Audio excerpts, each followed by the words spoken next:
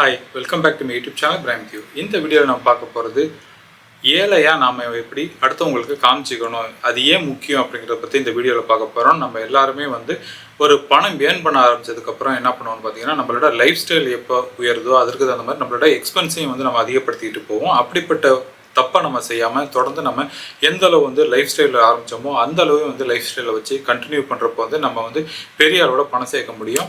எதனால நம்ம ஒரு ஏழை மாதிரி நம்மளோட வாழ்க்கையை எப்படி ஆரம்பித்தோமோ அதே மாதிரி வச்சுக்கணும் அப்படிங்கிறத பற்றி இந்த வீடியோவில் நம்ம பார்க்க போகிறோம்.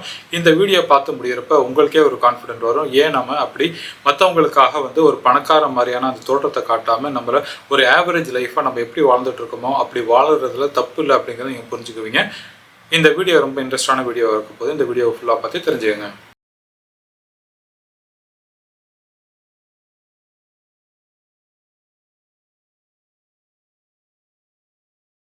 இந்த ஸ்க்ரீனில் நீங்கள் பார்க்குறது நான் ஒரு வெப்சைட் ஒன்று பப்ளிஷ் பண்ணியிருக்கேன். இந்த வெப்சைட்டில் நான் எப்படி 1 crore அச்சீவ் பண்ணேன் அப்படிங்கிறதுக்கு செயல்முறை விளக்கமாக ஃபுல் டீட்டெயில் கொடுத்துருக்கேன். நான் எந்த ஃபண்டில் போட்டிருக்கேன், என்ன போர்ஷன்ஸில் போட்டிருக்கேன் அப்படிங்கிற அந்த விஷயங்கள் நான் போட்டிருக்கேன். அடுத்தது சப்போஸ் உங்களுக்கு மியூச்சுவல் ஃபண்டை பற்றி ஒன்றுமே தெரியாத நபராக இருந்தால் உங்களுக்கு மியூச்சுவல் ஃபண்டை பற்றின full detail A to Z நீங்கள் அதில் பார்த்து தெரிஞ்சுக்கலாம்.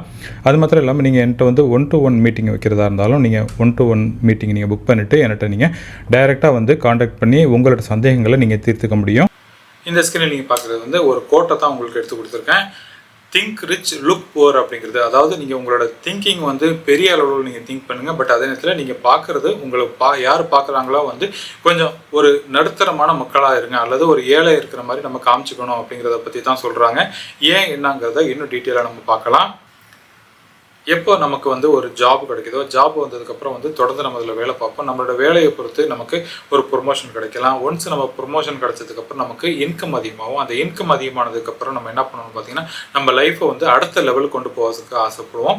அதாவது நமக்கு இருக்கிறதுக்கு வீடு கிடச்சிருச்சு, நம்ம ஒரு ஹெல்த்தான ஒரு லைஃப் ஸ்டைல் வச்சுருக்கோம், நமக்கு நேரத்துக்கு நேரம் நல்ல சாப்பாடு கிடைக்கிது. இதையெல்லாம் தடப்படையாமல் இருக்கிறப்ப நம்ம லைஃப்பை அடுத்த நிலைமைக்கு கொண்டு போகிறதுக்கு ஆசைப்படுவோம். ஸோ நம்மளோட லைஃப் ஸ்டைலை எப்போ நம்ம அதிகப்படுத்துகிறோமோ அப்போ என்ன ஆகும்னு பார்த்தீங்கன்னா நமக்கு வர்ற இன்கம் அதிகமாக இருந்தாலும் நம்ம என்ன பண்ணுவோம், நம்மளோட செலவுகளை அதிகப்படுத்துறதுனால நம்மளோட இன்கம் பத்தாது. நமக்கு வர்ற வருமானத்துலேருந்து எய்தர் அது ஒரு வீடு வாங்கியிருப்போம், அல்லது ஒரு கார் வாங்கியிருப்போம், அடுத்தது ஒரு ஃபோனு, அதுக்கப்புறம் இஎம்ஐயில் பல வீட்டுக்கு தேவையான பொருட்கள் வாங்கியிருப்போம். இப்படியெல்லாம் நம்ம செலவு பண்ணுறதுனால நமக்கு வர்ற பணமே பத்தாமல் இருக்கும். அதனால் என்ன பண்ணுவோம், நமக்கு ஒரு ப்ரொமோஷன் கிடைச்சா அந்த ஒரு சந்தோஷத்தை விட்டுட்டு அடுத்தது நமக்கு அடுத்த லெவலில் நம்ம திங்க் பண்ணணும் அப்படிங்கிற மாதிரி நம்ம அடுத்ததை நோக்கி நம்ம ஓட ஆரம்பிப்போம்.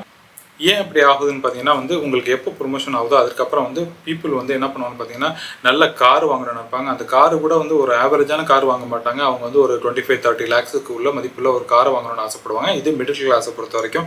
அப்பர் மிடில் கிளாஸை பொறுத்த வரைக்கும் பார்த்தீங்கன்னா அவங்க BMW அப்படிங்கிற அளவுக்கு திங்க் பண்ணுவாங்க. ஸோ இப்படிப்பட்ட காரு வாங்குறது மாத்திரம் உங்களுக்கு ஒன் டைம் செலவு கிடையாது. இதுக்கப்புறம் அதை நீங்கள் ஒரு சர்வீஸுண்டா கூட நீங்கள் அதுக்கு பே பண்ணணும். அதுக்கப்புறம் இன்சூரன்ஸுக்கு பே பண்ணணும். இதெல்லாம் ஒன் டைம் கிடையாது. தொடர்ந்து நீங்கள் அதற்கு வருடம் நீங்கள் அதற்கு தீனி போட்டுக்கிட்டே இருக்கணும்.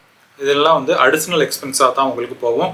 ஸோ இப்படி நீங்கள் ஒரு அப்பார்ட்மெண்ட்டை நோக்கி நீங்கள் உங்களோட லைஃப் ஸ்டைலை நீங்கள் மாற்றினாலும் அதற்கு நீங்கள் மாதம் இஎம்ஐயில் ஒரு பெரிய தொகையை நீங்கள் இழக்க வேண்டியிருக்கும். எனக்காக ஒரு வீடு கூட தேவை இருக்கக்கூடாது அப்படின்னு கேட்டிங்கன்னா, வீடுங்கிறது தேவை தான், நான் அதை இல்லைன்னு சொல்லலை. பட் அது இருந்தாலும் நம்மளோட வருமானத்துக்கு தகுந்த மாதிரி நம்மளோட செலவு நம்ம வச்சுக்கணும். அதை தான் நான் சொல்கிறேன். ஸோ நம்ம ஒரு வீடை நோக்கி வாங்குறப்போ நமக்கு ஒரு பெரிய ஒரு எக்ஸைட்மெண்ட்டாக இருக்கலாம். அதே மாதிரி நம்ம ஒரு காரை பர்ச்சேஸ் பண்ணுறப்ப நமக்கு அந்த எக்ஸைட்மெண்ட்டுங்கிறது ரொம்ப அதிகமாக இருக்கும். அதே மாதிரி ஈவன் ஒரு ஐஃபோன் வாங்குறதா இருந்தாலும் நமக்கு அந்த எக்ஸைட்மெண்ட்டுங்கிறது அதிகமாக இருக்கும். பட் அந்த எக்ஸைட்மெண்ட்னா பார்த்தீங்கன்னா எவ்வளோ காலம் நமக்கு அந்த சந்தோஷத்தை நம்ம ஃபீல் பண்ணுவோம்னு பார்த்தீங்கன்னா, இதெல்லாம் வாங்கி கையில் வாங்கி ஒரு நாளோ 2 நாளோ யூஸ் பண்ணதுக்கப்புறம் அதோட அது ஒரு நார்மல் ஃபோன், அவ்வளோ தான். அதுக்கு போய் நம்ம 2 லட்சமோ அல்லது 1.5 லட்சமோ செலவு பண்ணுறதுங்கிறது வேஸ்ட்டுன்னு நான் சொல்கிறேன். ஸோ அந்த உங்களோட ஹாப்பினஸ்ங்கிறது பார்த்தீங்கன்னா கிராஜுவலாக குறைய ஆரம்பிச்சிடும். அதை தான் நான் இங்கே மீன் பண்ணி சொல்கிறேன். ஸோ நம்ம இப்படி நம்மளோட ஹாப்பினஸ்க்காக கொஞ்சம் கொஞ்சமாக நம்ம பண்ணுற செலவுங்கிறது நமக்கு வர இன்கமில் பெரிய அளவில் பாதிக்கும். இந்த இன்கம் பாதிக்கிறதுனால நீங்கள் ஒரு த்ரெட்மில்லில் தொடர்ந்து நீங்கள் ஓடினீங்கன்னா, எவ்வளோ ஃபாஸ்ட்டாக நீங்கள் ஓடினாலும் அந்த த்ரெட்மில்ங்கிறது நீங்கள் ஒரே இடத்துல தான் இருக்க போகிறீங்க. ஸோ உங்களுக்கு அந்த ஒரு ஹாப்பினஸ் இருக்காது. அதனால் நீங்கள் இப்படிப்பட்ட தவறை குறைச்சிக்கிட்டு நீங்கள் எந்த அளவு சிம்பிளான ஒரு லைஃப் ஸ்டைலை வச்சுக்கிறீங்களோ அதுதான் உங்களுக்கு பெட்டராக இருக்கும். If you buy things you don't need, soon you need to sell things you need. அதாவது உங்களுக்கு தேவையில்லாத விஷயங்களை நீங்கள் அதிகமாக நீங்கள் வாங்கிக்கிட்டே இருக்கப்ப எப்போ உங்களுக்கு தேவையான விஷயங்கள் உங்கள்கிட்ட இருக்கோ, அது தேவையான திங்ஸ் உங்கள்கிட்ட இருக்கோ அதை நீங்கள் செல் பண்ண வேண்டியிருக்கும் அப்படிங்கிறத அவர் கோட் பண்ணி சொல்லியிருக்காரு. ஸோ இது ஒரு இம்பார்ட்டண்ட்டான ஒரு கோட்டு. இதை நீங்கள் திருப்பி நீங்கள் படிச்சிங்கனாலே உங்களுக்கு அது புரியும். இப்போ இருக்கிற காலத்தில் வந்து மொபைல் அடிக்ஷனுங்கிறது பெரிய விஷயமா இருக்குது. தங்களோட மொபைலை வந்து அப்கிரேட் பண்ணிகிட்டே இருக்கணும் அப்படின்னு விருப்பப்படுவாங்க.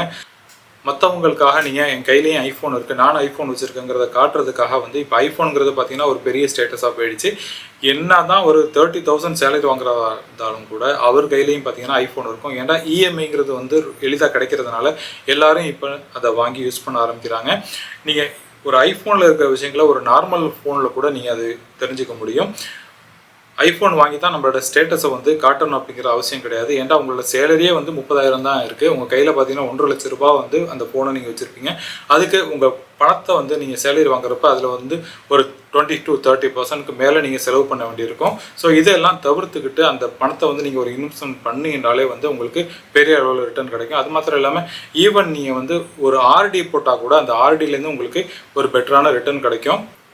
10,000 மெயின் நீங்கள் ஆர்டியில் சேவ் பண்ணால் கூட ஒரு வருஷத்தில் வந்து நீங்கள் 1.2 lakhs நீங்கள் சேவ் பண்ண முடியும். அதுக்கு மேலே உங்களுக்கு பெனிஃபிட் கிடைக்கும். ஸோ இதை வச்சு நீங்கள் எய்தர் உங்களோட ஒரு வெக்கேஷன் கூட நீங்கள் ஸ்பெண்ட் பண்ண முடியும். ஸோ அப்படிப்பட்ட விஷயங்களை வந்து நீங்கள் சேவ் பண்ணி ஸ்பெண்ட் பண்ணுறப்ப அதோட பீஸுங்கிறது அதிகமாக இருக்கும். பட் மற்ற நேரத்தில் நீங்கள் இஎம்ஐலேயே வந்து உங்களோட லைஃப் நீங்கள் செலவு பண்ணிக்கிட்டே இருந்தீங்கன்னா வந்து மற்றவங்களுக்கு காட்டுறதுக்காக வந்து நீங்கள் வெக்கேஷன் போனேன் அப்படிங்கிறத ஒரு ஃபோட்டோ எடுத்து ஃபேஸ்புக்லேயோ அல்லது சோசியல் மீடியாவில் போடுறதுனால ஒரு பெனிஃபிட்டும் இருக்க போகிறது கிடையாது. நீங்கள் தான் வந்து உங்களோட அந்த பேர்டனுங்கிறது உங்கள் மேலே தான் இருக்க போகுது. த்ரெட்மில்லில் வந்து நீங்கள் ஒரே இடத்துல ஓடுறத விட நீங்கள் அதுலேருந்து இறங்கி அந்த பீஸ் நீங்கள் உணர முடியும். உங்கள் லைஃபே வந்து நீங்கள் பீஸ்ஃபுல்லாக நீங்கள் உணர முடியும் அப்படிங்கிறத நான் சொல்லிக்கிறேன். ஸோ இதனால் வந்து நீங்கள் அடுத்தவங்களோட உங்களை வந்து கம்பேர் பண்ண தேவை கிடையாது. ஏன்னா உங்களுக்கான லைஃப் என்னன்னு தெரியும், உங்கள் பேங்க் பேலன்ஸ் என்ன இருக்குது அப்படிங்கிறது உங்களுக்கு தெரியும், மற்றவங்களுக்கு அதை பற்றி தெரியாது. ஸோ நீங்கள் வந்து உங்களோட பேங்க் பேலன்ஸை வந்து அதிகப்படுத்துறதுக்கான முயற்சி பண்ணுங்கள். ஸோ தேவையில்லாத விஷயங்களுக்கு வந்து இப்படிப்பட்ட ஸ்பெண்ட் பண்ணுறதை தவிர்த்துங்க.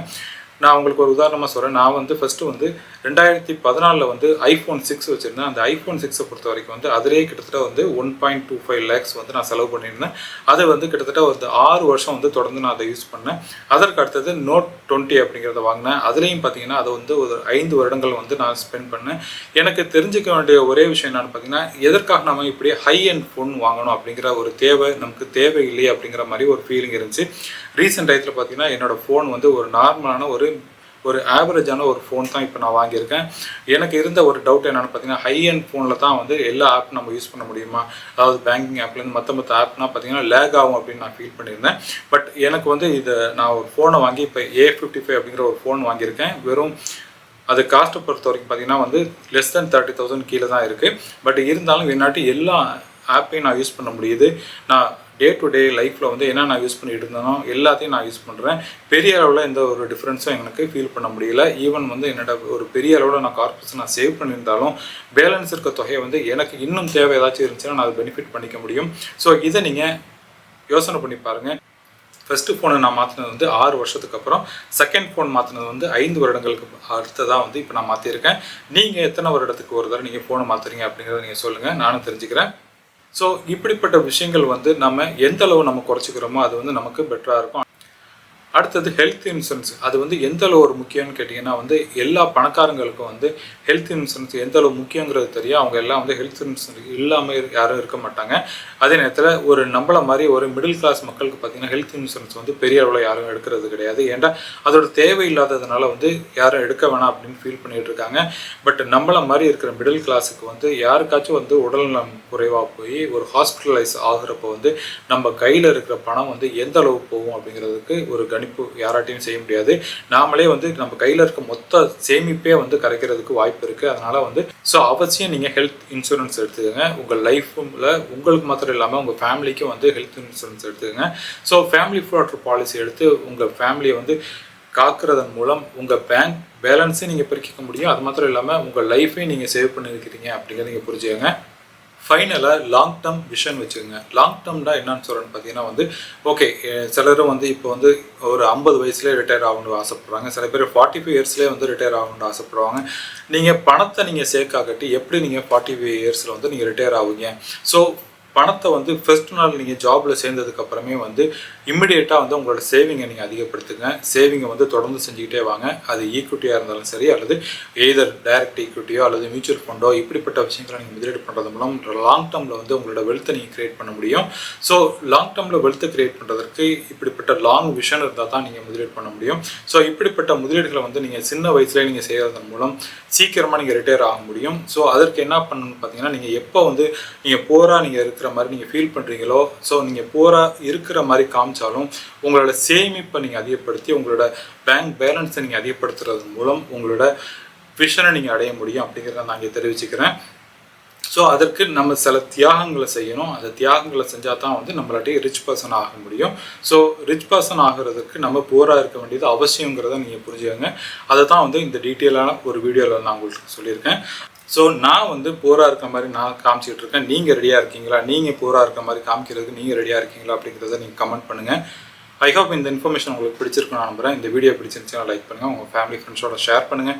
இதே மாதிரி ஒரு நல்ல டாப்பிக்கோட எகைன் நான் உங்களை மீட் பண்ணுறேன். அது வரைக்கும் டேக் கேர், பாய்.